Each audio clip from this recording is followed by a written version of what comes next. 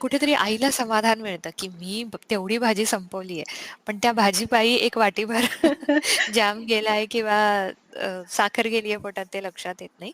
तर हा चवीचा अतिरेक टाळा. कृपया बाहेरचं अन्न जे आहे रेडी टू ईट म्हण किंवा आर-टी-ई फूड म्हणतो आम्ही त्याला किंवा पॅकबंद असे जे काही फूड्स आहेत, जे टीव्हीवर तर दर्शवल्या जातात, की त्याच्यात fortified with this, fortified with that, calcium, हो, आयर्न हे ते. हो. ते पूर्ण फसवं आहे. कृपया त्याच्यावर जाऊ नका. जेवढं ताजं अन्न आणि जेवढं साधं अन्न, तेवढं तुमच्या मुलांसाठी आणि तुमच्यासाठी पण हितकर आहे.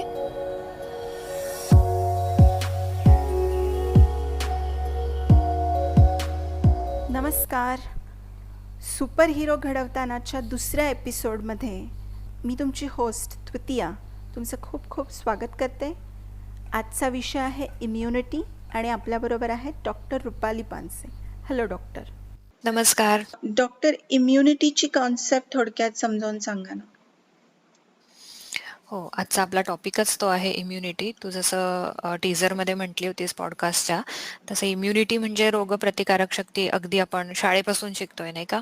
हं. पण तेव्हा एक असं आपल्या डोळ्यासमोर चित्र उभं राहायचं आपण जेव्हा पुस्तकात शिकलो तेव्हा, की एक अशी व्हाईट ब्लड सेल्सची हो. आर्मीची एक छान टीम आहे आणि ती फाईट करती आहे. थोड्या प्रमाणात असंच काहीतरी शरीरात होत असतं आपल्या. इम्युनिटी म्हणजे बेसिकली रोगप्रतिकारक शक्ती. याचा अर्थ शरीराला जे जे काही अपायकारक आहे, शरीराला हानी होईल असे जे काही मायक्रो ऑर्गॅनिझम्स आहे किंवा शरीरातच तयार होणारे असे काही विषार आहे, टॉक्झिन्स आहे, ज्याच्या अगेन्स्ट बॉडीला प्रोटेक्शन हवं असताना ज्या पेशी मदत करतात किंवा शरीरामधल्या ज्या मेकॅनिझम्स सक्रिय होतात त्याला आपण इम्युनिटी असं म्हणतो. थोडक्यात सांगायचं झालं तर एखादा आपण अगदी दैनंदिन जीवनामध्ये रोज असंख्य विषाणू, जीवाणू, मायक्रोब्स, पॅरासाइट्स अशांच्या संपर्कात आपण येत असतो. हं, त्यामध्ये धुळीकण पण आले किंवा दूषित पाणी आलं किंवा फूड घे. फूडमधनं पण या सगळ्या गोष्टींचा शिरकाव शरीरात होऊ शकतो आणि यामधले काही घटक हे शरीराला अपायकारक असू शकतात. बरोबर? सगळेच विषाणू, सगळेच जीवाणू अपायकारक असतील असं नाहीये. पण यातील काही मायक्रोब्स आपल्या शरीराला जेव्हा हानी करत असतात, तेव्हा शरीरामध्ये एक ट्रिगर जातो आणि खास रोगप्रतिकारक शक्ती निर्माण करण्यासाठी ज्या पांढऱ्या पेशी असतात किंवा व्हाईट ब्लड सेल्स असतात, ज्याला आपण WBC म्हणून ओळखतो, त्यांची एक तुकडी सक्रिय होते आणि ती तुकडी मग त्या विषाणूंना, जीवाणूंना मारण्यासाठी सज्ज झालेली असते. यामध्ये त्यातल्या बऱ्याच व्हाईट सेल्सचा स्वतःचा जीव गेलेला असतो. परंतु शरीरामध्ये ह्या व्हाईट ब्लड सेल्स ऍक्टिव्हेट झाल्यानंतर अशा काही अँटीबॉडीज सेक्रेट होतात, की ज्या सेन्सिटिझर म्हणून काम करतात. आणि हे सेन्सिटाईज होणं हे प्रेझेंट बरोबर फ्युचरमध्ये सुद्धा उपयोगी येत असतं. बरोबर? म्हणजे आपल्याला कळलं, की बाबा अगदी साधं उदाहरण घ्यायचं झालं तर जसं भारत पाकिस्तान बॉर्डरवर जे होतं तेच आपल्या शरीरात होतंय असं आपण म्हणू शकतो. कारण की एकदा आपल्याला लक्षात आलं, की अरे बॉर्डरची ही सीमा थोडीशी कमकुवत आहे, तिथून शिरकाव जास्त होतोय, की मग आपण मिलिटरी काय करते तिथे जास्त कुवक पाठवते, जास्त तुकडी तैनात करते आणि तिथला पहारा पण जास्त होतो. शरीरामध्ये पण अगदी याच प्रक्रिया होत असतात आणि अँटीबॉडीजचं मुख्यतः हे काम असतं. आता ही जी इम्युनिटी असते ना, हिचे 2 प्रकार असतात. एक तर जन्मजात इम्युनिटी असते, जिला इनेट इम्युनिटी म्हणतो आपण आणि एक जी असते ती आपण during the course of life develop होत राहते. अपडेट होत राहते. तर ही इम्युनिटी अक्वायर्ड इम्युनिटी असते. तर हं. इनेट इम्युनिटी युजली तुमच्या आई-वडिलांच्या जीन्समधनं किंवा हेरिडिटरी आहे असं आपण म्हणू शकतो किंवा स्वभावताच तुमच्या शरीरामध्ये एक इम्युन प्रोफाईल असते प्रत्येकाची. हं. ती म्हणजे इनेट इम्युनिटी आणि अक्वायर्ड इम्युनिटीचं अगदी छान उदाहरण द्यायचं झालं म्हणजे वॅक्सिन्स ही अक्वायर्ड इम्युनिटीमध्ये येते. अक्वायर्ड इम्युनिटी असं म्हणू शकतेस तू की तुझा त्या विषाणूशी किंवा जीवाणूशी संपर्क आलेला नाहीये. पण भविष्यामध्ये जर तो आला तर त्याचे खूप मोठे दुष्परिणाम तुझ्या शरीरावर होऊ शकतात. असं जेव्हा लक्षात येतं तेव्हा काही मेजर डिसिजेसच्या अगेन्स्ट वॅक्सिन्स तयार केलेले आहेत. हं. आणि हे वॅक्सिन्स जेव्हा शरीरात दिले जातात तेव्हा वॅक्सिन्स म्हणजे थोडक्यात काय असतं की थोडेसे यु नो ज्या ज्या व्हायरसच्या अगेन्स्ट किंवा ज्या अँटी बॅक्टेरियाच्या अगेन्स्ट आपल्याला इम्युनिटी मिळवायचे तेच बॅक्टेरिया तेच व्हायरस घेऊन थोडेसे ते इनॅक्टिव्ह करतात जेणेकरून ते त्यांच्या फुल पोटेन्शियलमध्ये नसतात, डायल्यूट हं. केलेले असतात, इनॅक्टिव्ह असतात आणि असे वॅक्सिन शरीरामध्ये दिलं की थोडक्यात काय आपण कोड ड्रिल असते ना, हं. शाळेमध्ये, की खरी आग लागत नाही, पण आग लागल्याचा देखावा ती रिंग देऊन करतात आणि मग हं, हं, स्टुडंट्सला हं. शिकवतात, की कशी पळापळ करायची, कुठे लपवायचं. अगदी असंच आपल्या शरीरामध्ये व्हॅक्सिन करत असते, की जर भविष्यामध्ये या जीवाणूंचा, विषाणूंचा शिरकाव झाला माझ्या शरीरात, तर माझी बॉडी कशी प्रिपेअर हवी, तर ती हं, हं. व्हॅक्सिनमुळे केल्या जाते. मग हं. व्हॅक्सिनमुळे अँटीबॉडीज निर्माण होतात आणि त्या अँटीबॉडीज त्या प्रकारच्या विषाणूंना किंवा जीवाणूंना भविष्य काळामध्ये ओळखू शकतात आणि त्याच्या अगेन्स्ट ते आधीच प्रोटेक्टिव्ह मेकॅनिझम ऍक्टिव्हेट करतात बॉडीमध्ये. तर ही हं. झाली थोडक्यात इम्युनिटी, बरोबर. याचा अर्थ दोन प्रकारच्या इम्युनिटीमध्ये आपल्याला खास करून लक्ष घालणं गरजेचं आहे. एक जी आपली सहज इम्युनिटी आहे, ज्याला आयुर्वेदामध्ये सहज व्याधी प्रतिकारक क्षमता असं म्हणतात, ती जपणं, ती वाढवणं. आणि याखेरीज अक्वायर्ड इम्युनिटी. आता परत अक्वायर्ड इम्युनिटी प्रत्येक वेळेस शक्य आहे का ग, की आय मीन लहानपणापासून आपण तो एक चार्ट बघतो व्हॅक्सिनचा, एक 15-20 व्हॅक्सिनचा हो. चार्ट आहे, की जे घेणं खरोखर आवश्यक आहे, प्रश्नच नाही. कारण की ते सगळे व्याधी असे आहेत, की लाईफ टाईम तुम्हाला ते अफेक्ट करू शकतात, व्यंग येऊ शकतं, मृत्यू होऊ हो. शकतो. त्यामुळे त्यांच्या अगेन्स्ट व्हॅक्सिनेशन घेणं खूप गरजेचं आहे. हं. परंतु असा दरवर्षी जर नवीन विषाणू आला, नवीन जीवाणू आला, तर प्रत्येकाच्या अगेन्स्ट तुम्हाला व्हॅक्सिन देणं शक्य नाहीये. बरोबर. त्यामुळे मग मुख्यतः भर जो असतो तो तुमची सहज जी व्याधी प्रतिकारक क्षमता आहे किंवा तुमची इनेट इम्युनिटी जी आहे, हं. ती राखली जावी, ती कमी होऊ नये आणि परत ती अपडेट राहावी. ओके. त्यामुळे ओव्हरऑल हा इम्युनिटीचा कन्सेप्ट थोडक्यात मी मांडू शकते असा. ओके. मग आपण जेव्हा म्हणतो की इम्युनिटी वाढवणं, तर आपण इनेट इम्युनिटीबद्दल बोलत असतो तेव्हा. राइट. आता ही इनेट इम्युनिटी आहे ना, ती परत वयावर अवलंबून असते बरं का. म्हणजे हं, हं. लहान बाल्यावस्था, तारुण्यावस्था आणि वृद्धावस्था अशा 3 मेजर लाईफचे आपण सेक्शन्स करतो. हं. तर बाल्यावस्थेमध्ये अगदी लहान बालकांची इम्युनिटी कमी असते. परंतु जसं-जसं त्यांचा लाईफचा जर्नी यूथकडे जातो, तशी-तशी ती इम्युनिटी पीकवर गेलेली असते.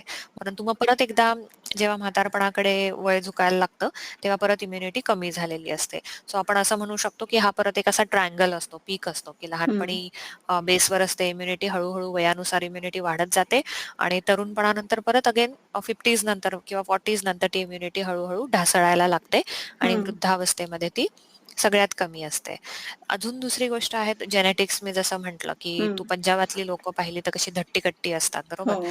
तर त्याचबरोबर स्पेसिफिक काही एरियाजमध्ये काही प्रकारचे व्याधी जास्त आढळून येतात, डिसीजेस जास्त आढळतात.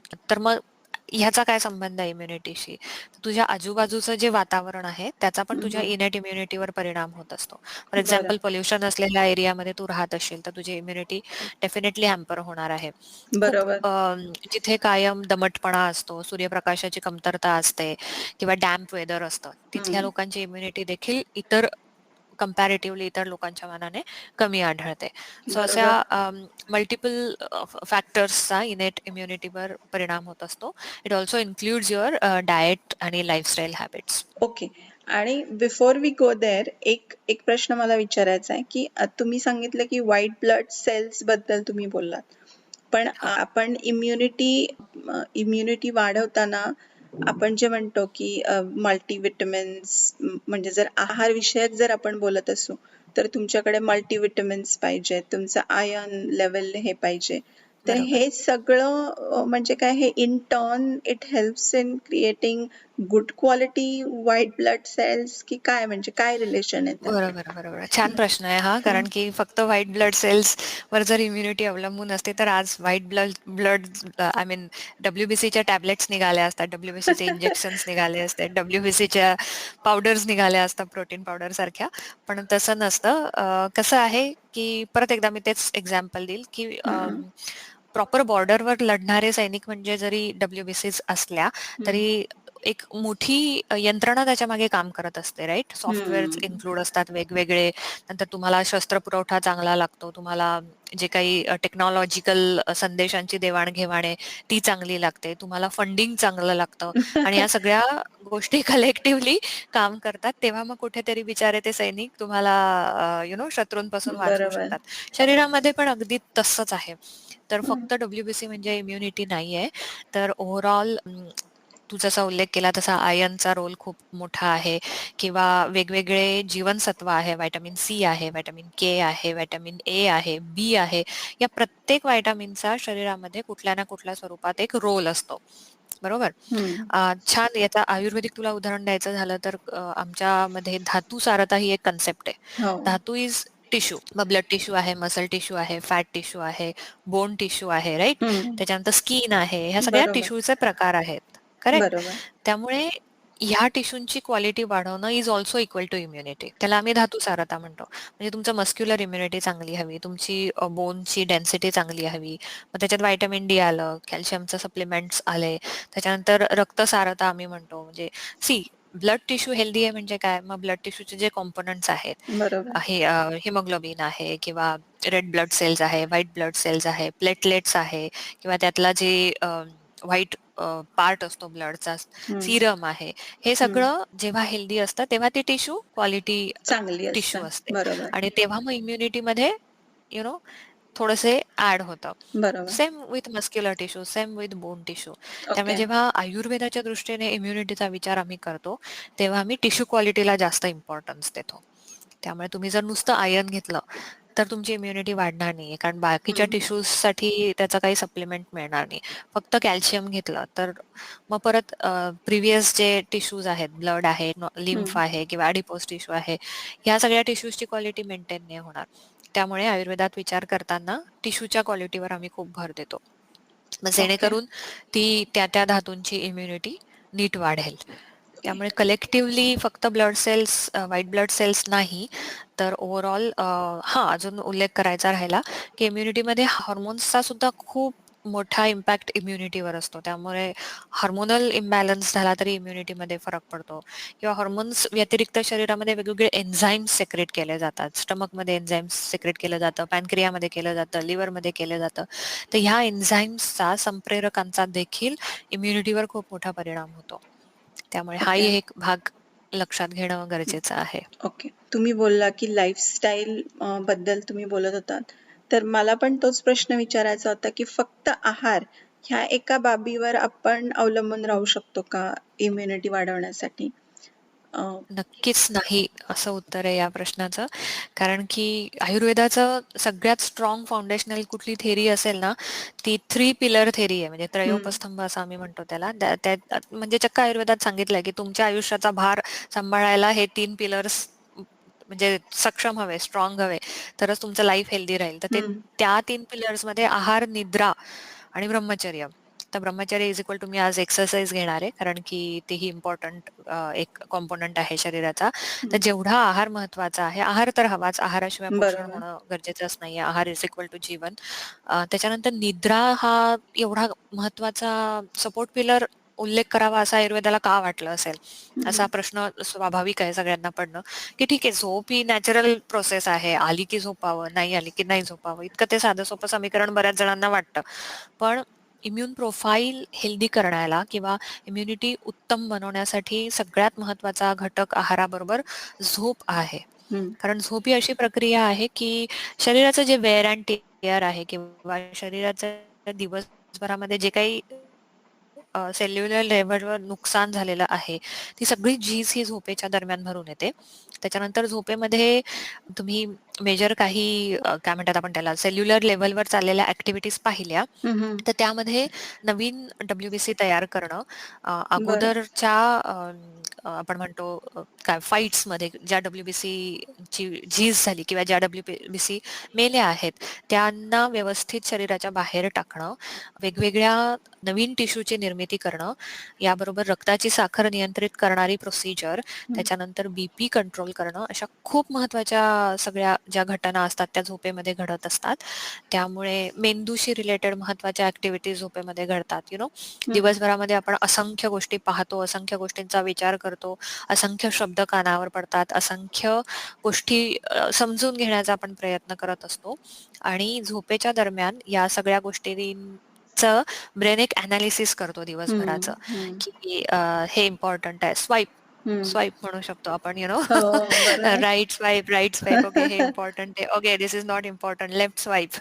तर अशा गोष्टी इरेज करणं, डिलीट करणं पण बरोबर. खूप महत्वाचं आहे. तर ह्या गोष्टी देखील झोपेच्या दरम्यान घडत असतात.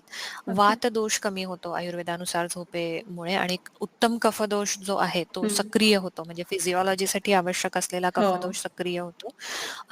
अतिरिक्त किंवा नको असलेलं पित्त झोपेमध्ये कमी होतं. हं. त्यामुळे तुला आठवत असेल, की जागरण झाल्यामुळे पित्त वाढणं ही किती जणांची तक्रार असते हो. आणि ती का व्हॅलिड आहे, या एक्सप्लेनेशनने तुला कळेल.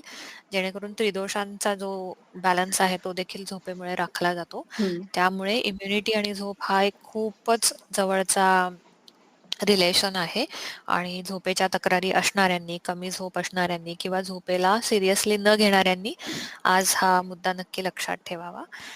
आहार आणि एक्सरसाइज बरोबर झोपही तेवढी महत्वाची आहे. आणि दिनचर्या हा एक महत्वाचा एक विषय म्हटला जातो ना या आयुर्वेदामध्ये, त्याच्याबद्दल काय सांगाल? नक्कीच आवडेल. त्याच्याआधी मला तुला उल्लेख करावासा वाटेल, की साधारण 2018 सालचं नोबेल पारितोषिक ज्या हो. डॉक्टरांना मिळालं ना, हां, तुला माहिती असेल. हं. तर त्यांचा जो विषय होता ना, तो होता बायोलॉजिकल क्लॉक, बरोबर? म्हणजे बरोबर. सर्कॅडियन रिदम म्हणतो आपण बरोबर. त्याला, की शरीर हे एका सिम्फनीमध्ये सिंक्रोनाइज्ड मॅनरने काम करत असतं.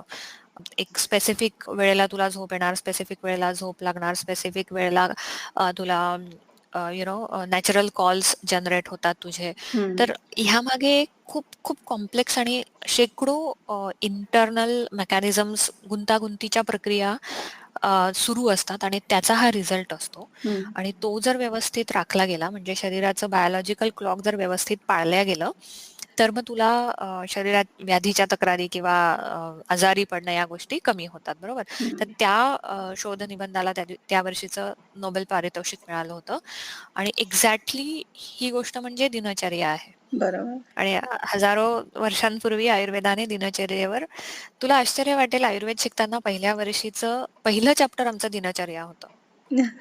इतकं दिनचर्येला महत्व महत्व आहे, आहे. हो. की हां, सकाळी केव्हा उठावं, उठल्यावर काय करावं? ह्या तू असं म्हणू शकते, की उत्क्रांतीनंतर मनुष्य कुठेतरी सोशल होत होता त्या काळात. एक 5,000-6,000 वर्षांपूर्वीची आपण गोष्ट करतोय. तर त्या काळामध्ये मनुष्य हा कुठेतरी त्याने संपूर्ण रानटीपणा सोडलेला नव्हता आणि तो पूर्ण सिव्हिलाइज्ड पण झालेला नव्हता. बरोबर? त्यामुळे एक्सप्लोरेशन मधनं या गोष्टी बाहेर आलेल्या आहेत. ऑब्झर्वेशन्स मधनं या गोष्टी बाहेर आलेल्या आहेत. तेव्हाच्या सिव्हिलायझेशनकडे वळणाऱ्या माणसाला उत्तम गाईडलाईन्स त्या काळी आयुर्वेदाने दिलेल्या होत्या, की मनुष्याच्या सवयी कशा असाव्या. मग खूप इम्पॉर्टंट आहे, की सकाळी सूर्योदयापूर्वी उठायला लावलेलं आहे. का? तर तेव्हा वातदोष हा त्याच्या उत्तम स्थितीत असतो. तुमचे सेन्सेस अलर्ट असतात. मग त्यानंतर किती महत्वाचं आहे, की 5ही सेन्स ऑर्गन आहे ते स्वच्छ करणं, याचा उल्लेख आहे. मग ऑइल पुलिंगचा उल्लेख आहे. ऑइल पुलिंग हे देखील खूप महत्वाचं आहे. नुसतं ब्रश करून तुमचे इनर बकल कॅव्हिटीचे मायक्रो ऑर्गॅनिझम्स कदाचित निघत नाही. चिकटपणा जात नाही लाळेचा. पण मग तो ऑइल पुलिंगने इमल्सिफाय, मी ब्लॉगही लिहिलाय त्याच्यावर, खूप याच्यावर मी हां. अख्खं सेशन जाईल जर बोलायला लागले तर. पण ऑइल पुलिंग हा एक इम्युनिटी वाढवण्यामधली खूप दिनचर्येतली आवश्यक गोष्ट आहे. ती जरूर करावी. ब्लॉगही वाचू शकतात वाचक. हो. त्याच्यानंतर मग अंगाला तेल लावणं आहे किंवा अंगासाठी एक हर्बल पावडर किंवा उटणं ज्याला हं. आपण म्हणतो, ती वापरणं किती गरजेचं आहे. नियमितपणे अंघोळ सकाळी करणं किती गरजेचं आहे. तुला सांगू, हे दिनचर्येचं महत्त्व कदाचित मला भारतात एवढं पटलं नाही, पण मी जेव्हा अमेरिकेत आले आणि जेव्हा इथे मी बघते ना, की इथे बऱ्याच जणांना, अगदी म्हणजे इंडियन्स पण घे, बरेच इंडियन्स इथे सकाळी गडबड नको म्हणून रात्री अंघोळ करून झोपतात आणि ही त्यांची दिनचर्या झालेली आहे अनफॉर्च्युनेटली. मग मग छान वाटतं, की अरे आपण किती सायंटिफिकली करतो. जगतोय. करेक्ट. हो. कुठेतरी आपल्या इकडे आता हा ट्रेंड येतोय थोडासा पण, की दुपारनंतर अंघोळीला जाणं घे किंवा आपणही या गोष्टी हो. हळू हे करायला लागलो, जे चुकीचं आहेत. अशा गोष्टी स्वीकारायला नको. पण मग तेव्हा महत्त्व कळतं, की का सकाळी अंघोळ करायला लावतात किंवा हो. अंघोळ यू नो आजारी असताना अंघोळ का करू नये, ताप असताना अंघोळ का करू नये. अशी ह्या गोष्टींचं महत्त्व दिनचर्येमध्ये कळतं. याखेरीज जेवणाच्या वेळा काय असावा, तुम्ही वस्त्र कसे घालावेत किंवा आणि हे सगळं झालं तुझ्या डेली रुटीनबद्दल. पण तुझं वर्तन कसं असावं, सोशल, हो. जेव्हा तू सोसायटीमध्ये असते, तेव्हा तुझं वर्तन कसं असावं, बिहेवियर कसं असावं, तुझा ॲटिट्यूड कसा असावा, याचा सुद्धा उल्लेख आहे. हं. आता याचा इथे रिलेव्हन्स काय, मेडिसिनशी काय रिलेशन रिलिव्हन्स आहे, हेल्थची काय रिलिव्हन्स आहे. कारण की हेल्थ म्हणजे फक्त फिजिकल हेल्थ नाहीये, तर मेंटल हेल्थ पण आहे. मग या सगळ्या गोष्टी कलेक्टिव्हली जेव्हा तू बघते तेव्हा दिनचर्या is the perfect solution to maintain your circadian rhythm. हं. जर आयुर्वेदानुसार थोडी जरी आपण दिनचर्या फॉलो केली, सगळ्या गोष्टी फॉलो करता नाही आल्या तरी आजकाल प्रॅक्टिकल सोल्युशन्स आम्ही द्यायचा प्रयत्न करतोय. वैद्य सगळं असं सुटसुटीत फॉर्ममध्ये अवेलेबल करून देण्याचा प्रयत्न करतोय. आणि आश्चर्य वाटेल इथलेही काही जण आयुर्वेदामध्ये खूप इंटरेस्टेड आहेत हो. आणि जेव्हा त्यांना इंटरेस्ट येतो आणि ते फॉलो करायला लागतात तेव्हा अगदी 100% डेडिकेशनने फॉलो करता. करताय असा माझा अनुभव आहे. सो दिनचर्या आणि इम्युनिटी हा एक खूप जवळचा संबंध आहे. त्यामुळे तुमच्या झोपण्याच्या वेळा नियमित हवा, तुमच्या जेवण्याच्या वेळा नियमित हवा, तुमचा व्यायाम नियमित हवा. याखेरीज जेवल्यानंतर लगेच झोपू नये, जेवल्यानंतर अंघोळ करू नये, जेवल्यानंतर फिजिकल ऍक्टिव्हिटीज काही करू नये, चहा कॉफी लगेच घेऊ नये, ज्यूस किंवा दुधाचे काही व्यंजन असतील तर हं, ते लगेच घेऊ नये. हं, या असंख्य छोट्या छोट्या गोष्टींचा समावेश दिनचर्येमध्ये आहे. हं. मला असं वाटतंय आपण जरूर यावरही नक्की कधीतरी बोलूयात. हो, हो. अगदी. बरं, आता आपण पुढच्या स्टेपकडे जाऊया. तर इम्युनिटी हा खूप ब्रॉड टॉपिक आहे. इव्हन जर आहार हा कॉम्पोनंट जरी घेतला तरी तो खूप ब्रॉड आहे. I understand. पण अशा काही येस. टॉप 5 किंवा टॉप 7 गोष्टी आहेत का? ज्या किंवा असे काही पदार्थ किंवा अशा काही गोष्टी ज्या गृहिणी खर्च न करता ते रेग्युलर राईट. त्यांच्या डाएटमध्ये टाकून म्हणजे डाएटमध्ये इन्क्लूड करून इम्युनिटी वाढवू शकतात. मुलांची किंवा ओव्हरऑल बरोबर. कुटुंबाची. अशा काही सोप्या गोष्टी, अगदी. थंब रूल्स जरूर. असं काही आहे का? नक्की. Thumb rules. छान, छान शब्द वापरलास तू. आपण आधी थंब रूल बघूया आणि मग काही पदार्थ बघूया. चालेल. थंब रूलमध्ये सगळ्यात पहिला मला शब्द उच्चारावासा वाटतो तो मिताहार. खूप खाल्लं म्हणजे खूप immunity is not a correct thought process. त्यामुळे मिताहारावर लक्ष द्या. नाहीतर मग बदामही चांगले, खजूरही चांगले, मटणही चांगलंय, च्यवनप्राशही चांगलंय, सगळंच चांगलंय. पण मग ते कसं खातात हे इम्पॉर्टंट आहे. त्यामुळे पहिला मुद्दा आहे किंवा पहिला थंब रूल आहे तो मिताहार. स्वतःची भूक ओळखा, स्वतःचा ॲपेटाईट ओळखा आणि त्यानुसार वेळा ठरवून योग्य ते पदार्थ योग्य प्रमाणात खा, असं मी म्हणेन. आणि लहान मुलांच्या बाबतीत मला विशेष करून सांगावसं वाटतं, कारण की बरेचदा असं होतं की अगदी टेंडर एजमध्ये आया अगदी बळजबरी मुलांना भरवत असतात, राईट? आणि भूक आहे की नाही याचा अंदाज घेतला जात नाही आणि मग ते मुलंही ते अन्न खात जातं मग बळजबरी भरवल्यामुळे. कधी टीव्ही समोर असतो, कधी मोबाईलची स्क्रीन समोर असते आणि पोटामध्ये अन्न घेतल्यावर किंवा पोटामध्ये आपण जेव्हा खातो तेव्हा एका स्पेसिफिक केव्हा थांबावं ना, माझी भूक हो. शमली आहे किंवा मला पुरेसं झालंय, हे कोण ठरवतं? तर मेंदूमधनं आणि पोटामधनं काही एन्झाईम सेक्रेट होत असतात. ग्रेलिन नावाचं एक एन्झाईम असतं, ते सेक्रेट झालं पोटामध्ये, की मेंदूला लगेच कॉल जातो, हं. की इनफ. आता माझी कपॅसिटी भरलेली आहे. मी आता जास्त माझ्यामध्ये हां. घेऊ नाही शकत, बरोबर? तर हे सेन्सेशन कुठेतरी बळजबरी भरवल्यामुळे किंवा तुमचं लक्ष नसताना तुम्ही कुठेतरी तुमचा मेंदू दुसरीकडे कुठेतरी बिझी आहे. तुम्ही काहीतरी बघताय, तुम्ही काहीतरी वाचताय, ऐकताय आणि खाताय. हं. तर या केसमध्ये त्यांचा तो कम्युनिकेशनचा मोड आहे तो डिस्टर्ब होतो आणि मग ही मुलं भविष्यात जाऊन ओबेस होताना आढळतात. त्यामुळे कृपया आपल्या मुलांना खूप बळजबरी खाऊ घालू नका. खात नाही म्हणून स्क्रीन दाखवू नका. ही झाली दुसरी गोष्ट. तिसरी गोष्ट की खूप गोड, खूप खारट, खूप कोरडे पदार्थ, खूप चमचमीत पदार्थ हे खूप मी जे वापरते आहे ते चवींसाठी आहे. अति गोड, अति हं. खारट, अति तिखट, अति आंबट अशा गोष्टी टाळा. सगळ्या चवींचा समावेश आहारामध्ये झाला पाहिजे, पण कुठल्याही एका चवीचा अतिरेक होता कामा नये. एस्पेशली लहान मुलांच्या बाबतीत जेव्हा आम्ही केसेस बघतो वेगवेगळ्या, तेव्हा अति खारट आणि अति गोड अशा 2 चवी सरप्रायझिंगली जास्त आढळतात. कारण की खारट याचा अर्थ चिवडा आहे, बाकरवडी आहे, फरसाण आहे, चिप्स आहेत वेगवेगळे, चिप्सचे तर भरपूर प्रकार आहे, कुरकुरेपासून आता नवीन वेगवेगळे आणि अनफॉर्च्युनेटली ते जास्त दिल्या जातात मुलांना आणि गोड पदार्थ पण जास्त खाण्यात असतात. हं. अ, छोटीशी भाजी खावी, एवढीशी वाढलेली भाजी खावी पोळीबरोबर, याच्याकरता शेजारी एवढासा जॅम वाढणं, फ्रूट जॅम वाढणं किंवा साखर आंबा वाढणं, हे किती हास्यास्पद आहे. कुठेतरी आईला समाधान मिळतं, की मी तेवढी भाजी संपवली आहे. पण त्या भाजीपायी एक वाटीभर जाम गेलाय किंवा साखर गेली आहे पोटात ते लक्षात येत नाही. तर हा चवीचा अतिरेक टाळा. कृपया बाहेरचं अन्न जे आहे रेडी टू ईट म्हण किंवा आर-टी-ई फूड म्हणतो आम्ही त्याला किंवा पॅकबंद असे जे काही फूड्स आहेत, जे टीव्हीवर तर दर्शवल्या जातात, की त्याच्यात fortified with this, fortified with that, calcium, हो, आयर्न हे ते. हो. ते पूर्ण फसवं आहे. कृपया त्याच्यावर जाऊ नका. जेवढं ताजं अन्न आणि जेवढं साधं अन्न, तेवढं तुमच्या मुलांसाठी आणि तुमच्यासाठी पण हितकर आहे. हा तिसरा मुद्दा झाला.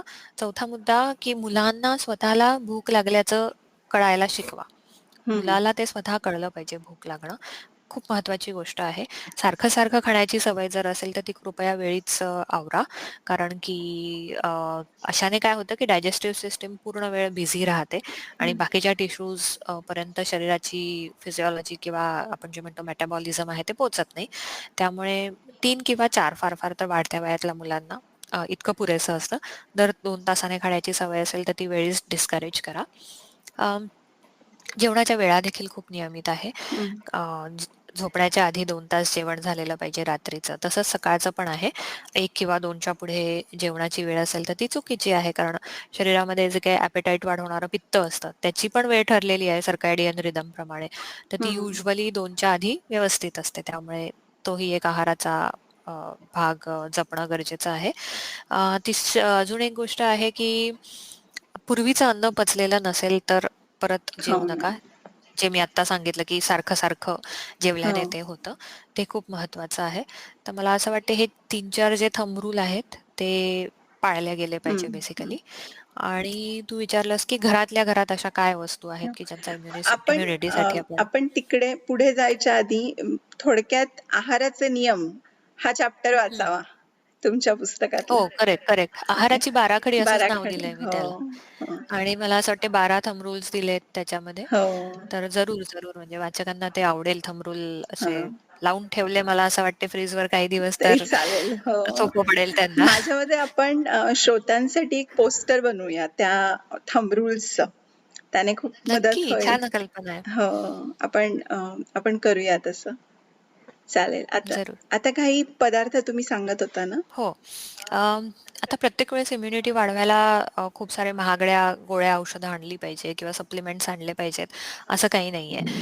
इम्युनिटी वाढवण्यासाठी सगळ्या गोष्टी आवश्यक आहे. फक्त व्हिटॅमिन्स आवश्यक आहे का? फक्त मिनरल्स आवश्यक आहे का? नाही. कार्बोहायड्रेट्स देखील आवश्यक आहे, प्रोटीन्स आवश्यक आहे, व्हिटॅमिन्स आवश्यक आहे.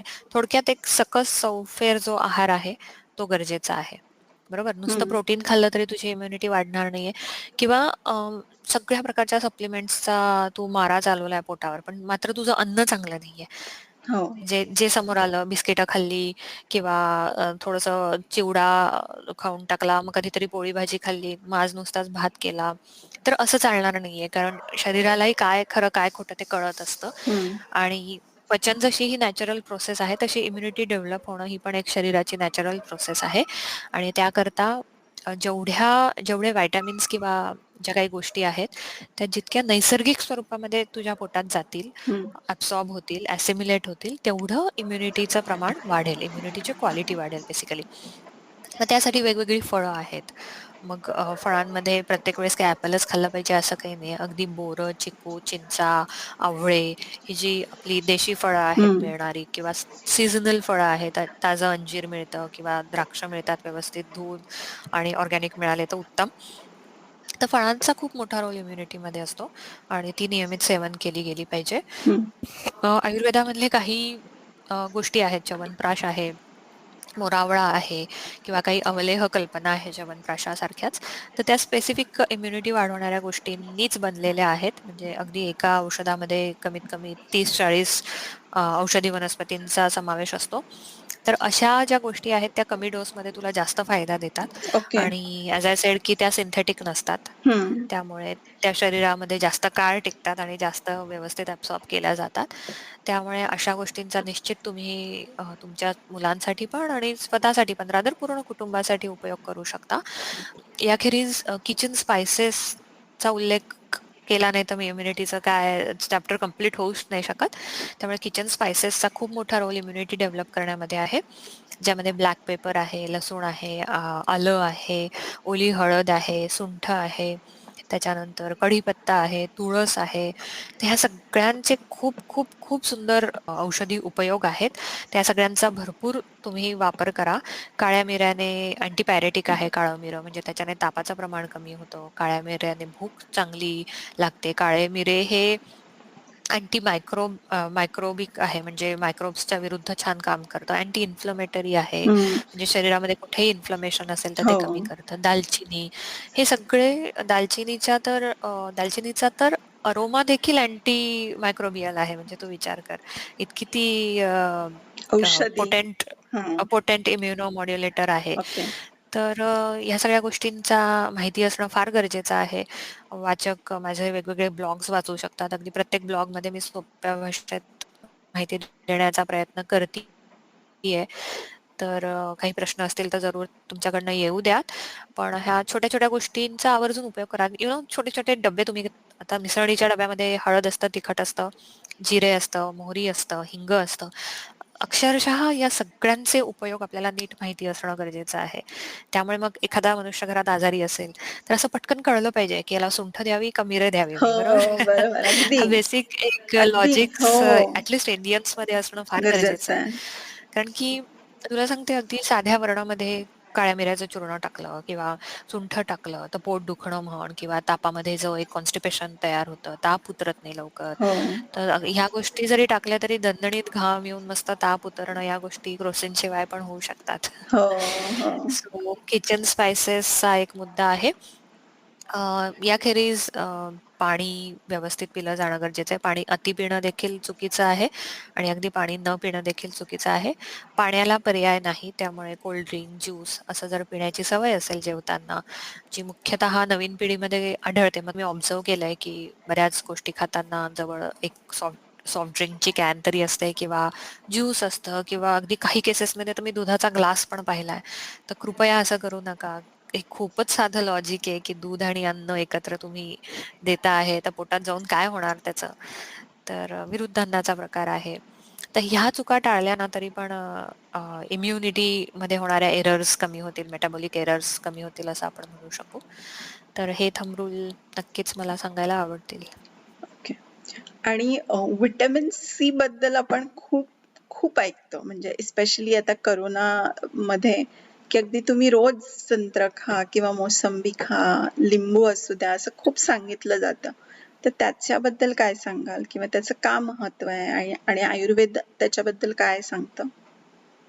नक्कीच व्हिटॅमिन सीचं खूपच महत्त्व आहे, कारण खूप साऱ्या ज्या कॉम्प्लेक्स प्रोसेस चालतात बॉडीमध्ये, त्या घडवून आणण्याचं, टिश्यू जनरेशनचं, किंवा एन्झाईम्समध्ये एन्झाईम्सचं जे केमिकल कंपोजिशन असतं त्यामध्ये देखील व्हिटॅमिन सीचा डायरेक्ट रोल असतो.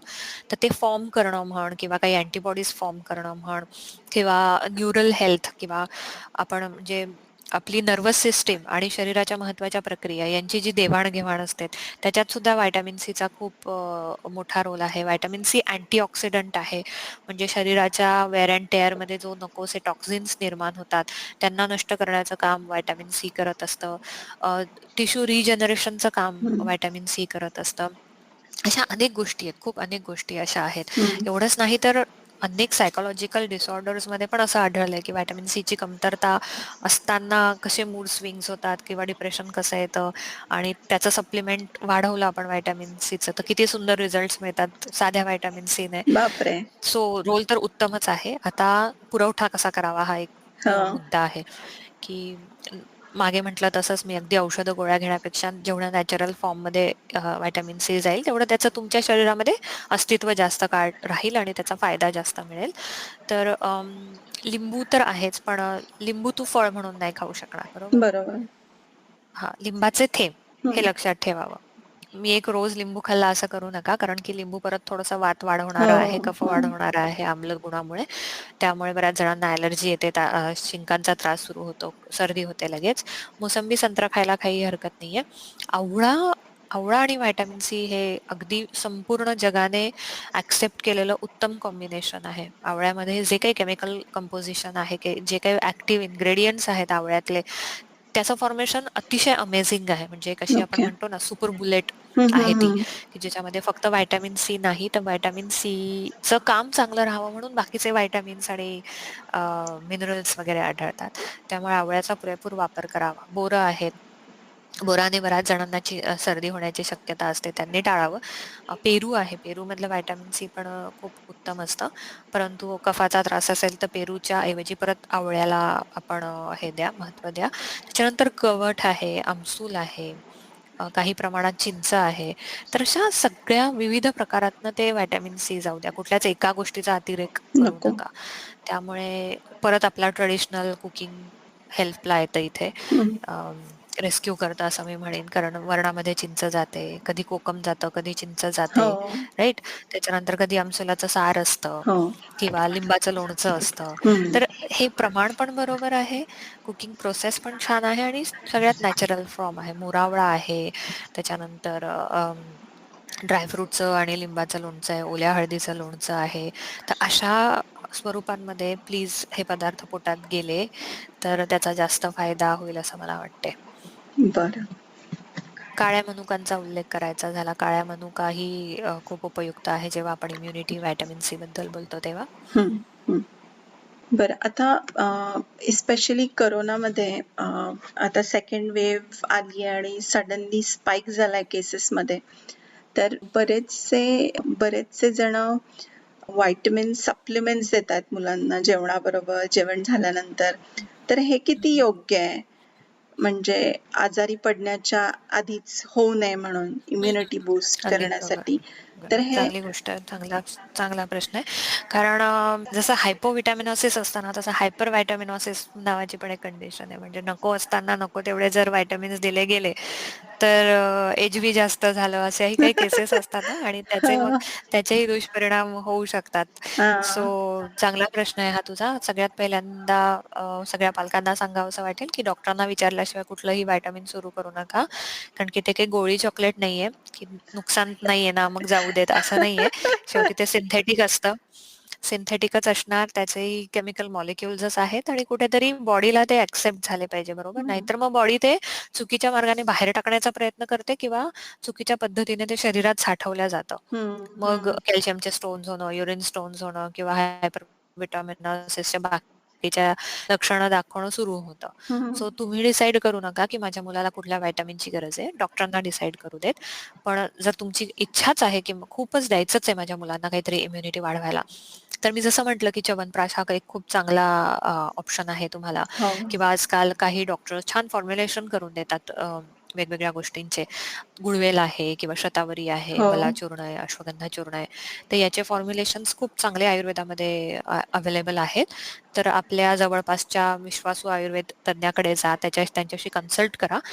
सुवर्णप्राशचा उल्लेख मला करावासा हो. वाटेल. आयुर्वेदामध्ये सुवर्णप्राश हे इम्युन बुस्टिंगसाठी सगळ्यात अग्रगण्य मानलेलं आहे. तर लहान मुलांना सुवर्णप्राश देणं ही एक खूप चांगली गोष्ट आहे इम्युनिटी वाढवण्याच्या दृष्टीने एक चांगलं स्टेप ठरेल पालकांसाठी.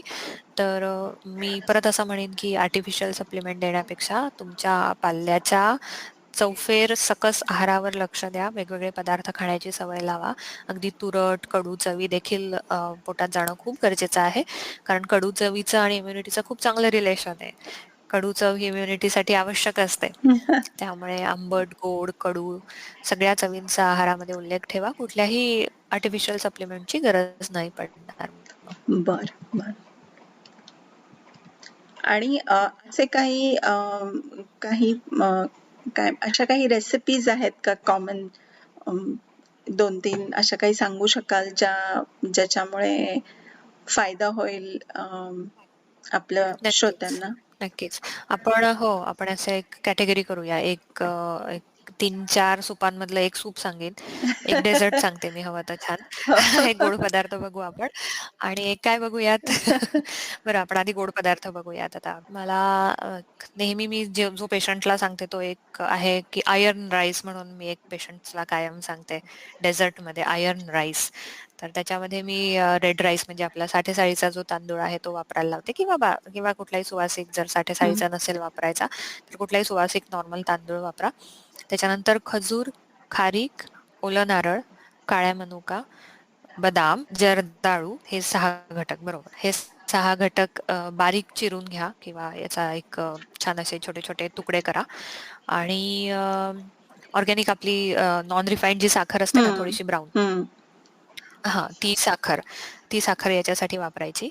तर सुरुवातीला कोरडा तांदूळ तुपावर भाजून घ्या आणि नंतर तो भिजवून त्याचा नॉर्मल भात करून ठेवा हं. आणि नंतर एका पॅनमध्ये थोडंसं तूप घ्या. एक साधारण चमचा, 2 चमचा तूप घ्या. त्याच्यामध्ये 2-3 लवंग, 2-3 अख्खे वेलदोडे टाका हं.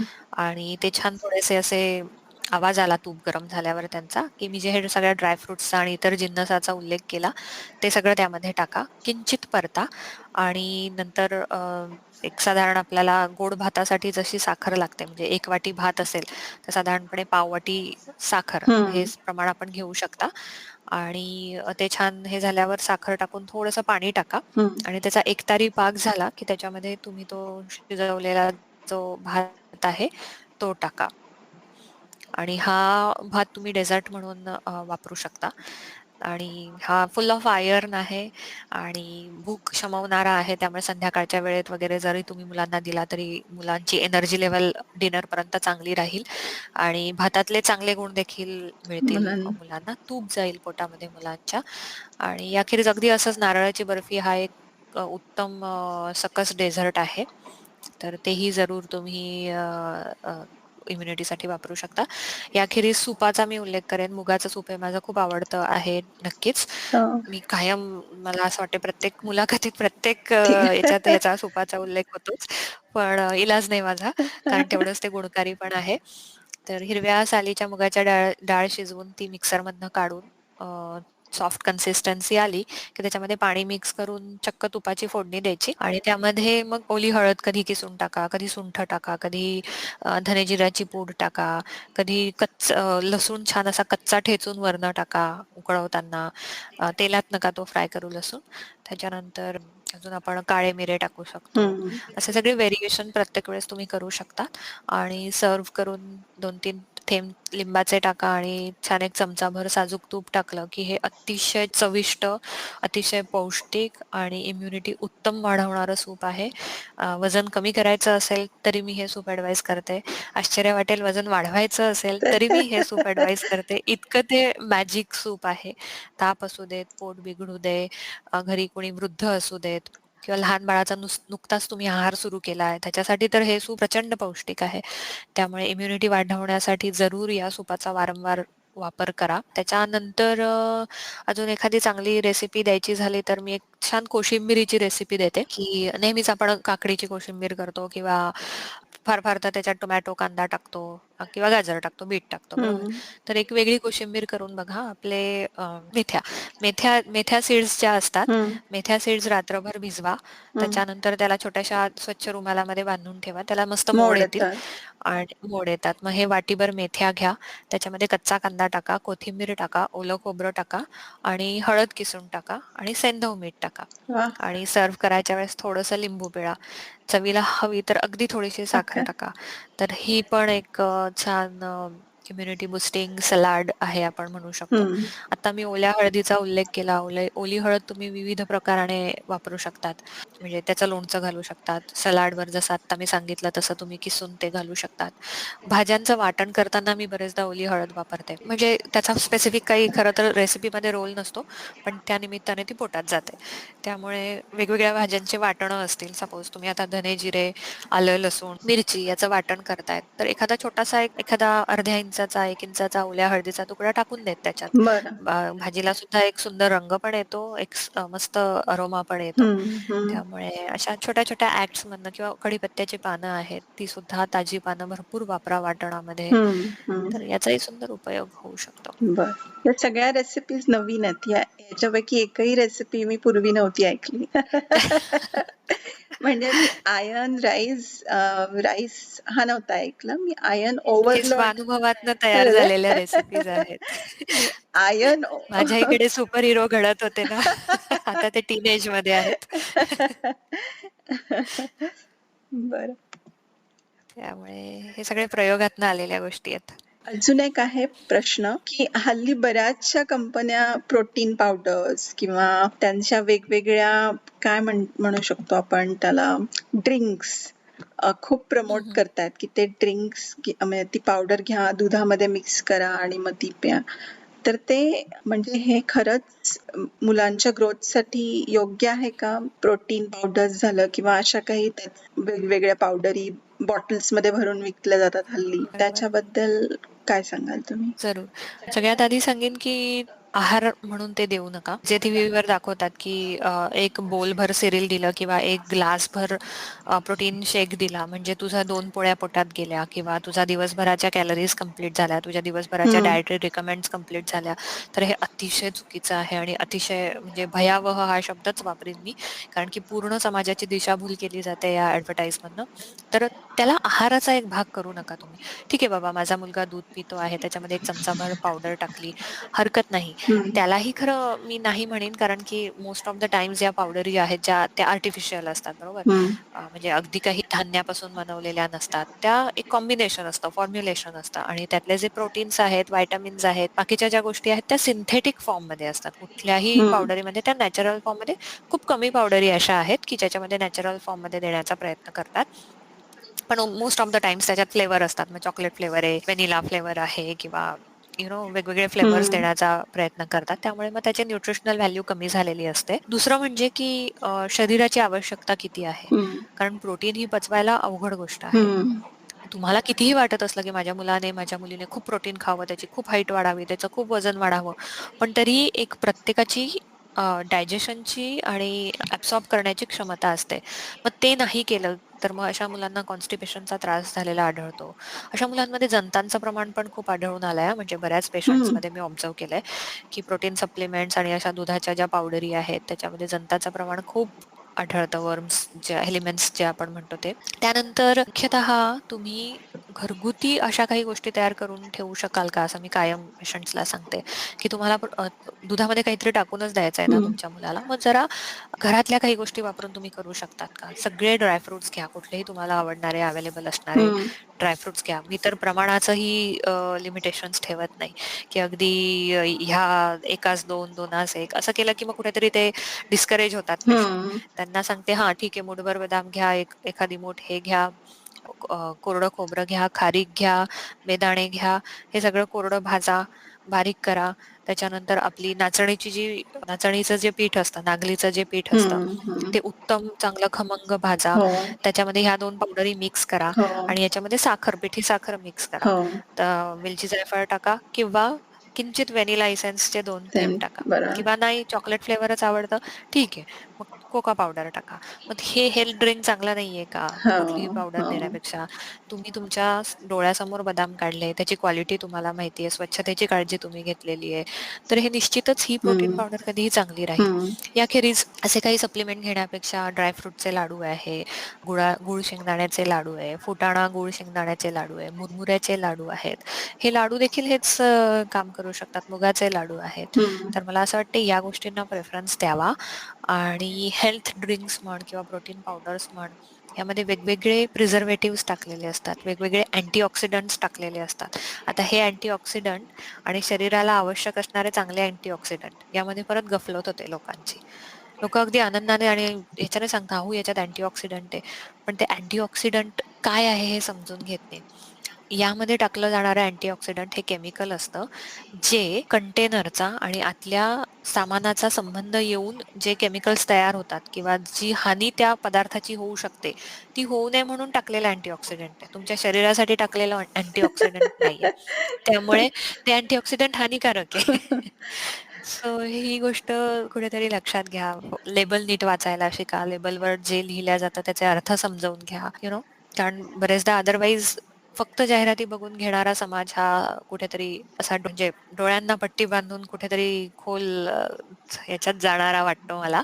तर कृपया जागरूक राहा. आपण नक्कीच शिकले सवरलेले लोकं आहोत. त्यामुळे हे आपलं मोठी जबाबदारी आपल्यावर, की या सगळ्या गोष्टींचं ज्ञान थोड्या प्रमाणात का होईना पण असणं आवश्यक आहे. हं. सो माझं मत म्हणशील तर अशा प्रोटीन पावडरची अनलेस अँड अंटिल तुमचे डॉक्टर प्रिस्क्राईब करत नाही, की ह्याला अगदीच प्रोटीन मॉलनरिशमेंट आहे किंवा ह्याला इमिजिएट काहीतरी सप्लिमेंट्स मिळणं गरजेचं आहे, तरच तुम्ही अशा प्रोटीन्स पावडर किंवा सप्लिमेंट्स द्या. बरं. अजून एक प्रश्न आहे, की मुलांचा डायजेशन कसा इम्प्रूव्ह करायचा? बरं. मी जे मागे थंबनेल सांगितले ना, ते हं. डायजेशनसाठी पण प्रचंड महत्त्वाचे आहे. त्यामुळे ते सगळं तर फॉलो करा. प्लस बॉवेल हॅबिटवर लक्ष देणं खूप गरजेचं आहे. कारण मुलांचं पोट वेळेवर साफ नाही झालं ना, तर मग पुढच्या सगळ्या पोटाच्या प्रक्रिया बिघडतात. मग भूक वेळेवर लागत नाही, अन्न नीट पचवलं जात नाही, पोटात ते बराच काळ राहतं. त्यामुळे मुलांच्या बॉवेल हॅबिट्सवर जरूर लक्ष द्या. वेळेवर टॉयलेटला होतंय का? एन्करेज करा त्यांना. खेळाच्या नादात विसरतोय का? डिले करतोय का? शाळेला जायला उशीर झाला म्हणून स्किप केलं का त्याने मोशनला जाणं, या सगळ्या गोष्टींचा खूप इम्पॉर्टन्स आहे. आणि जर त्या नियमित नसतील तर काही वेळा औषधांची मदत घ्या. कॅस्टर ऑइल आहे, एरंड तेल आहे. ते जर कमी मात्रेमध्ये नियमित दिलं तरी बॉवेल हॅबिट्स खूप इम्प्रूव्ह होताना दिसतात. आणि याखेरीज मी जसं म्हटलं, की काही पदार्थ हे त्या वेळात पोटात जाणं गरजेचंच आहे. हं. जेवणाच्या वेळेस जेवणच पोटात जाणं गरजेचं आहे. त्यावेळेस मग फास्ट फूड देऊ नका. रादर फास्ट फूडचं प्रमाण नकोच. आहारामध्ये ते द्यायलाच नको. अगदी कधीतरी बाहेर गेलात, प्रवासात असाल, जिथे शक्य नाहीये तिथेच अशा गोष्टींचा आणि तुमच्या पोटाचा संपर्क येऊ द्या.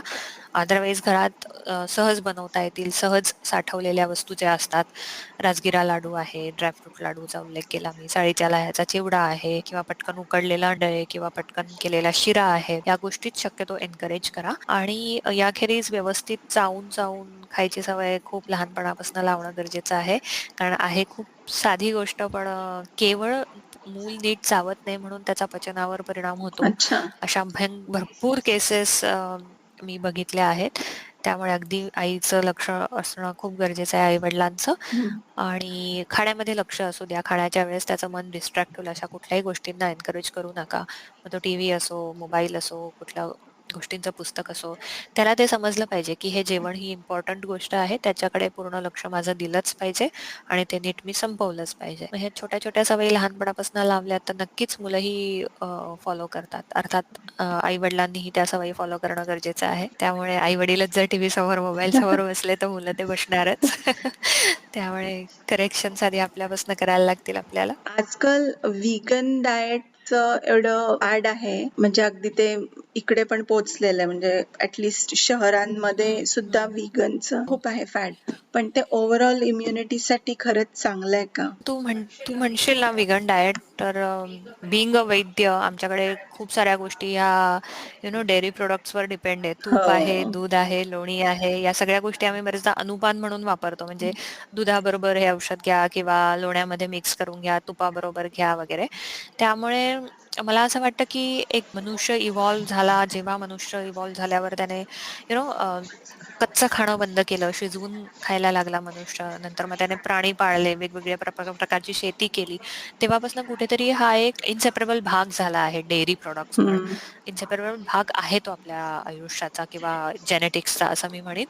पण जेवढं त्याचे गुण आहेत, तेवढं जशी आहार क्रांती झाली किंवा फूड अर्बनायझेशन झालं, तसं वेगवेगळ्या फूड प्रोसेस व्हायला लागल्या. मग आले फर्टिलायझर्स आले, मग हॉर्मोन्स द्यायला लागलेत गायींना, मग त्यांच्या दुधामध्ये ते हॉर्मोन्स उतरू लागले. मग पाश्चरायझेशन आलं, स्टोरेज आलं किंवा मग तू बघतेस की सगळ्या गोष्टींमध्ये अडल्ट्रेशन किती हो. होतं आहे, हा एक मुद्दा आला.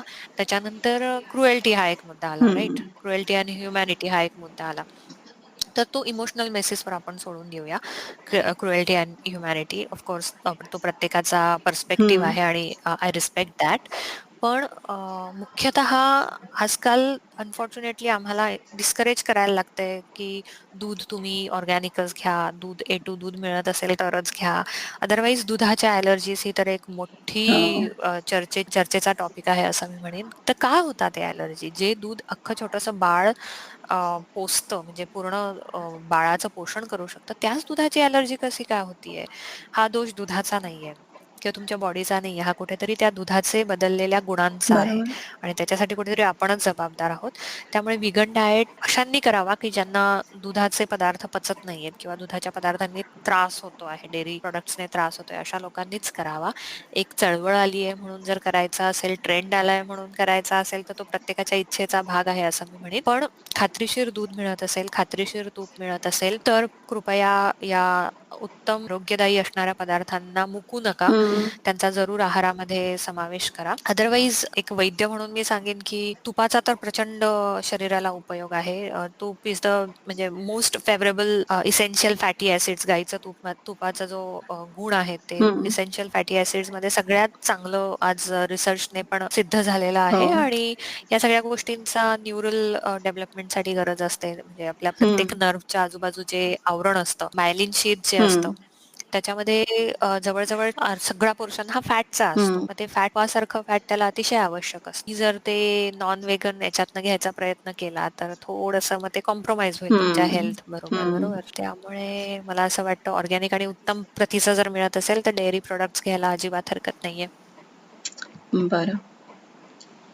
आणि आयुर्वेदामध्ये नारळाचं दूध याच्या व्यतिरिक्त दुसऱ्या कुठल्या दुधांचा उल्लेख नाहीये ना? म्हणजे डेअरी प्रॉडक्ट्स. अगं आयुर्वेदामध्ये एक पूर्ण दुग्धवर्गच उल्लेखला आहे. बरं. त्याच्यामध्ये अगदी मनुष्य म्हणजे स्तन्यापासून ते उंटिणी, गाढविणी अच्छा. आणि सगळ्या प्राण्यांच्या दुधाचा उल्लेख आहे आणि प्रत्येक प्राण्याच्या दुधाचे वेगवेगळे गुण सांगितलेले आहेत हो. आणि त्या गुणांचा वेगवेगळ्या आजारांसाठी कसा उपयोग करता येईल हे पण सांगितलेलं आहे. तुला अगदी बरं. साधं उदाहरण द्यायचं झालं तर स्तन्य म्हणजे स्त्री स्तन्य हं. मनुष्याचं जे स्तन्य आहे ते डोळ्यांच्या विकारांवर अतिशय उपयुक्त आहे. बरं. त्यामुळे आणि असे अनेक केसेस तुला सापडतील, की स्त्री स्तन्याचा आय ड्रॉप्स म्हणून वापर केल्यावर उत्तम रिझल्ट्स मिळाले. आता शेळीचं दूध आहे. शेळीचं दूध देखील आपण बऱ्याच विकारांमध्ये हो. वापरतो. स्पेशली ट्युबरक्युलोसिसमध्ये शेळीच्या दुधाचा खूप उत्तम हं, उपयोग होतो. हं. राजयक्ष्मा म्हणजे आम्ही ज्याला अस्थमा म्हणतो, अस्थमामध्ये पण शेळीच्या दुधाचा उत्तम उपयोग होतो. तसंच खूप वर्णन आहे. नारळाच्या दुधाचा उल्लेख आहे तो हं. फलवर्गामध्ये आहे. पण सरप्रायझिंगली बदामाचं दूध वगैरे असं काही नाहीये. हां, मी जे तेच आजकाल विचारतीये. हां. हां, जे आजकाल इझिली वापरलं जातं किंवा सोयाबीनचा लेक उल्लेख नाही. नाहीये. सोयाबीन हे नंतर डेव्हलप झालेलं धान्य आहे. बरं. त्यामुळे सोयाबीनचा उल्लेख नाहीये. पण याचा अर्थ त्यांनी बदाम हा बदाम म्हणून खायला लावलाय. त्याचं दूध काढून कॉन्सन्ट्रेशन करायला लावलेलं नाहीये. ते बदाम ॲज अ फ्रूट जाणं गरजेचं आहे. गरजेचं आहे. बरोबर? ओके. एक प्रश्न असा आहे, की जर मुलांना काही हेल्थ प्रॉब्लेम्स नसतील दिसणारे, तर एक पालक म्हणून कसं कळेल मला, की मुलांची इम्युनिटी चांगली आहे की नाही? किती छान प्रश्न आहे हा. अगदी बरोबर आहे, की माझं मूल खेळतंय, शाळेत जातंय, झोपतंय, पण कुठेतरी काही होत असेल का त्याला किंवा जी काही त्याची ग्रोथ चालली ती आहे का? बरोबर हो. चालली की नाही हे कसं काय ओळखायला हवं, हां. बरोबर? तर सगळ्यात प्रथम झोपेवर मी येईन, की मुलगा शांत झोपतोय का? झोपेत दात खाणं, बडबडणं किंवा खूप लाळ बाहेर येणं या गोष्टी काही होतायत का? तसं काही असेल तर पचनाचे विकार त्याला हिडन स्वरूपात हं. आहेत म्हणजे अजून ते मॅनिफेस्ट नाही झाले, पण त्याची कुठेतरी पॅथॉलॉजिकल सुरुवात झाली आहे हे नक्की लक्षात द्या. खूप काळ तोंड उघडं राहतंय का मुलाचं? तसं जर असेल तर कुठेतरी ब्रीथिंगला ऑब्स्ट्रक्शन होतंय याचा अर्थ त्याला. त्याची मेंटल हेल्थ पण बघा, चिडचिडेपणा आहे का? एकाकी आहे का? किंवा नेहमीपेक्षा काही त्याचं वागणं बोलणं बदललंय का? हे अर्थात मानसिक विकारांसाठी आहे. पण स्टिल ह्याकडेही तुम्ही लक्ष असू द्या. खाण्याच्या काही स्पेसिफिक आवडी डेव्हलप होतायत का त्याच्या? की ही भाजी असेल तर जास्त खातो, या काही गोष्टी असतील तर कमी प्रमाणात जेवतो. तर आहाराच्या सवयींवर पण जरूर लक्ष ठेवा. पुस्तक वाचताना बसताना कसा बसतोय, पुस्तक वाचताना ते किती डिस्टन्सवर धरतोय किंवा बरेचसे फीडबॅक हे टीचर्सकडनं पण चांगले मिळतात, की दोनदा सांगून पण लक्ष देत नाही. असं या गोष्टींमधनं कुठेतरी क्लूज तुम्हाला मिळू शकतं. मिळत असतात. खेळण्याचं प्रमाण किती आहे तुमच्या मुलाचं? खेळण्यासाठी उत्साही असतो का? की घरी बसून टीव्ही बघणं जास्त आवडतं, की खेळायला जायला उत्सुक असतो? याच्यावरही कुठेतरी फिजिकल फिटनेसचा तुम्हाला येतो. अंदाज बांधता येईल. त्याच्यानंतर skin is the best thing to describe health of a person. मग स्किनकडे तुम्ही लक्ष ठेवा. पेलनेस आहे का? चेहऱ्यावर व्हाईट डाग आहेत का? तसं असेल तर मग डायजेशनचा इश्यू आहे, कृमी झालेले आहे, असं तुम्ही समजू शकता. आणि मुख्यतः उत्साही असेल तुमचा मुलगा-मुलगी उत्साही असेल, त्याच्यानंतर बॉवेल हॅबिट्स त्याच्या रेग्युलर असतील, तर मग मला असं वाटतं हे स्वस्थतेचं अतिशय उत्तम लक्षणं. लक्षण आहे. त्यामुळे या बेसिक गोष्टींकडे लक्ष द्या, की बॉवेल हॅबिट्स, त्याच्या झोप, फिजिकल किती ॲक्टिव्ह आहे तो आणि भूक. ओके. प्रश्न, मुलांच्या जेवणाच्या सवयी कशा बदलायच्या किंवा कशा चांगल्या जेवणाच्या सवयी त्यांना लावायच्या? हा एक प्रश्न होता. स्पेशली लहान मुलांना. कारण प्रत्येक आई, स्पेशली हो, हो. पहिल्यांदा आई झालेली जी बाई असते, ती अगदी वैतागलेली अगदी, असते. अगदी. कन्फ्युज्ड हो. असते. खरंय, खरंय. कन्फ्युज्ड हं. असते, थकलेली असते आणि सगळंच नवीन असतं आणि हो. ही लहान मुलांना ब्लॅकमेल करण्यामध्ये सगळ्यात ग्रेट हो. असतात. त्यामुळे खूपच अवघड जातं सगळ्यांनाच. अगदी अगदी म्हणजे हा पिढ्यानपिढ्या चालत आलेला प्रश्न आहे खरं तर. एव्हरग्रीन. मला असं वाटतं की एव्हरग्रीन खरं मला असं वाटतं की जेवढ्या टेंडर एजमध्ये जेवढ्या चांगल्या सवयी लागतील ना, तेवढं उत्तम. हं. असं वाटतं की लहान आहे, जाऊ दे, खाऊ दे, जे हं, मागतंय ते हं. किंवा होईल थोडा मोठी झाला की होईल, मोठा झाला की होईल. तर ही जी स्वतःची समजूत काढतो ना आपण, ती सुरुवातीला बंद करा आणि काही गोष्टी काही गोष्टींवर अतिशय फर्म राहा. जे योग्य आहे ते योग्यच आहे. त्यामुळे तिथे तुम्ही स्ट्रिक्ट असणं खूप गरजेचं आहे. आधी स्वतःबद्दल स्ट्रिक्ट व्हा, तरच तुम्ही मुलांबद्दल थोडे स्ट्रिक्ट होऊ हं. शकाल. ऑफकोर्स मगाशी मी जसं सांगितलं तसं स्वतःच्या कृतीमधनं पण तुम्ही मुलांना हे चांगले धडे देऊ शकतात. कारण माझ्या आजूबाजूचे माझे आई-बाबाच हेच खातायत. दुसरं काही ऑप्शन नाही देत आहे स्वतःलाही आणि मलाही.